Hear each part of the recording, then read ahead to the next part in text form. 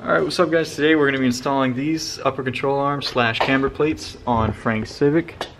He had a little mishap where the lower ball joint failed and his tire got all fucked up. It fucked up the fender, so now it's all like that because the control arms that were on were a shitty brand, and now he replaced them with some Skunk2 ones.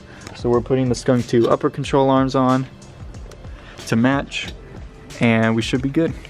Alright guys, this should be a fairly simple install. We just have to take this off. There's a cotter pin, pull that out, and then take the nut off. This whole assembly should drop, and then we have to take one bolt on this side and one on that side, which is this one here. And I don't know if you guys will be able to see it, but there's another one down there on the opposite side of the strut tower.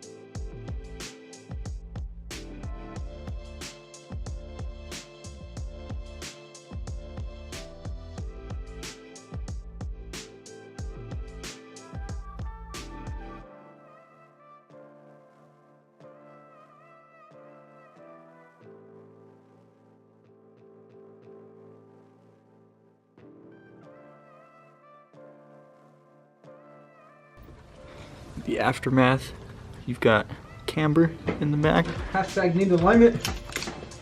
I know, dude, now you gotta get your alignment. And then you should be all good. Yes, sir.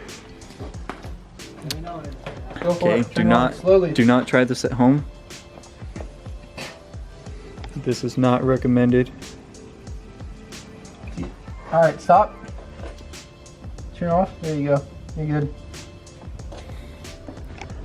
Use distilled water, not regular water. You only know that because of me.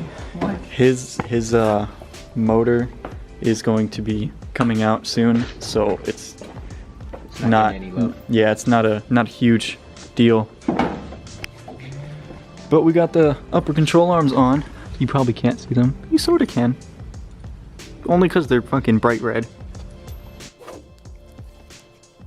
Alright, what's up guys? It's a few days later. I just forgot to end the video.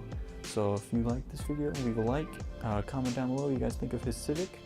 It's actually really fun to drive. There will be a review of it up on the channel soon. And hit that subscribe button. And I'll see you guys next time. Peace.